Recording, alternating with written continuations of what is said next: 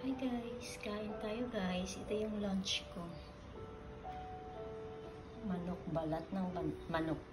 Kagabi kasi, pumunta dito si Rowie. So, nagluto siya ng ganito. And then yung rest, sabi din niya, ate kung gusto mo, wag mo ilagay sa freezer. Pag gusto mo ulit kumain, prituhin mo lang. So, ayan na siya guys. At hindi katulad nung kay Rowie gawa. Mayroon ako ditong pakwan, isang pirasong itlog, manilaga, kanin, and kagabi ganito din yung ulam namin. Sarap na sarap ako guys. Dalawang bisis ko pa lang ito nagawa sa buhay ko na iulam to. Yan. Pero huwag kayo mag-alala guys. Hindi naman ako high blood. So ang gagawin ko dyan, magpapak ako ng saging na saba or mangga kasi hinog na siya guys. And then si Matoni is masama yung pakiramdam. Pero hindi na siya guys nagsuka. Nagsuka kasi siya guys kanina. Umpisa kahapon ng alas 7 ng gabi. Pero hindi naman sunod-sunod. Mga after 1 hour ganyan. Pero hindi ako nagpan. Kasi hindi naman siya yung nanghina. Katulad nung nakaraan na pagsuka niya, 3 beses lang. Sobrang lupay-pay niya. Tapos mainit. Kaya dinala ko siya sa veterinary. Pero this time, hindi ko siya dinala. Kahit maraming beses siya nagsuka hanggang alas 4 ng madaling araw. Kasi ang liksi niya. Hyper pa din siya. So, tingin ko na overweight na si Matoni. And then, kumakain siya maya-maya lang. Kaya hindi na niya kaya pag kumain siya, sinusukat talaga. So, hindi siya nanghina. Wala siyang lagnat. Tapos, naglalaro, takbo, miyawing na miyawing. Gusto lumabas. So, means, okay siya. Yung tiyan niya lang talaga. So, since meron pa ako dito guys, gamot na nakaraan. Ito yun oh. Na nakaraan yung gamot niya guys. Yan. So, ito na rin yung pinatake ko sa kanya kanina ng alas 4 ng madaling araw. Last niya na suka. So, hindi na siya nagsuka. Nagbilang ako ng oras. Hindi na siya nagsuka hanggang ngayon. Tapos, yung pagkain niya, less ko na lang. Hindi ko na siya pakainin ng with food. Lahat na lang dry at saka konti. Tapos, ang ginawa ko nito guys, para kainin, ay inumin niya. Kasi tinapon ko yung drops nito. Hinalo ko dun sa with food na snack.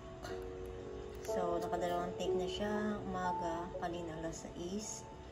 At saka ngayon, tanghali alas 12. So, 3 times a day kasi ito guys. So, mamayang gabi siya mga 7.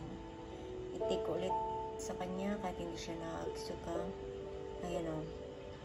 Diba? So, nakasave ako kasi hindi ko na siya dinala sa doktor. Nakaraan nagpanik ako, dinala ko sa doktor. Ito yung food niya. Yan. So, ito yung price guys. Diba? So, ito lang naman pala. Tapos ayan, inempty ko muna. Kunti lang talaga muna yung nilalagay ko. Tapos ilagay ko ng tubig. Tapos may tubig din siya na yung fountain. Sinipirit ko. So, mas prepare niya pala dito uminom sa Tupperware lang. O, diba? So, ganyan lang guys. Dito ko nilalagay yung gamot. Yan ang gamot tsaka yung snack. So, yung na siya kasi nga nag-inom na siya. And then, ito yung food niya. Kunti lang. Kasi kunti lang yung nilalagay ko guys. Kasi ida-diet ko na siya. Dahil nga siguro na overweight siya. Yan siya. Nakatulog na siya. So, kahit anong uli ko, hindi na siya malikot. Kasi guys, bawat kilos ko yan guys. Pagpunta ko ng CR, sama yan. Pag makikita niya humiga ako, mag-iingayan siya. Kasi gusto niya attention. Attention. So ngayon, ayan. Isi-switch ko yung ilaw. And then, nag-play lang ako ng music na makalma siya. So, sa walang Diyos, hindi naglaga siya. So, kamula alas 4 ng madaling araw. Kahapon guys, alas 7 hanggang yung na alas 4. Naanggap ko kasi yung hila niya lumalabas. Hindi mo rin siya matamata ng masakit. Yan. Tapos kanina pala, nag-church ako kanina madaling araw. Alas ng soka. Pwede ka chamomile tea. So, nagtimpla ako. Hindi ko rin naman napainom kasi doon mo nababasa din ako dun sa iba na hindi pwede.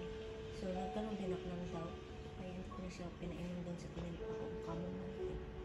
So, ang ginawa ko sa mga pinapakit ko kasi if ever man magsuka siya, diba? So, ito okay lang yung masukaan niya kasi pwede naman malabahan. Ito kasi unan, so pwede makalaban yung unda, pero yung pelo, pwede naman, kaso lang hindi dagdag pa. So, ayan. And then, bawasan ko muna siyang ilabas. Ito muna siya ilabas. So, pinausap ko yung isa. And then, ito si Matong na ipaka-schedule namin to guys. Patanggalan na lang namin siya ng bayag. Kasi nga, grabing ingay niya kasi nagigit siya, naghanap siya ng babae. So, wala na kami mahanap. So, alam naman yung mga sa kalbi yung kunin namin. Nagkagulo sila. Hawayan yung Matong. Siloso kasi guys, tsaka sa plato. Pero mabait siya. Pag may makita lang siya ibang pusa, ayaw niya. Galit na galit siya. Gusto niya malapit. So, kakain muna ako guys. Dito sa lunch ko. Ayan. And then after nito, maligo na ako.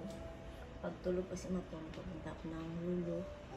Kasi bibili ako ng stock ko dito sa bahay. Katulad ng soft na. Meron pa naman mga kalahati pa naman. Kaso guys, nasanay ako na nag-i-stock talaga ako para hindi masakit sa ulo ba na ay konti na lang yung stock ko, ganito, ganun. At least kahit wala akong pera, may stock. Yan, so bibili ako ng bigas. Yan. So anyway guys, sige guys, thanks for watching. Kain muna ako guys.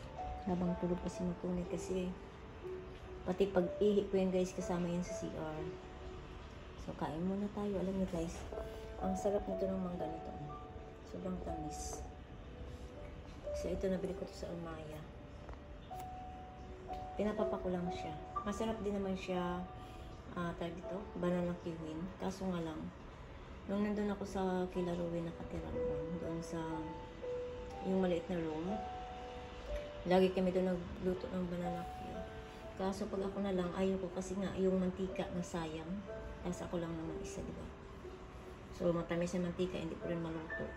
Kaya tiis na lang, papak na lang, o di kaya laga. So, ayan guys. Thanks for watching. Bye-bye.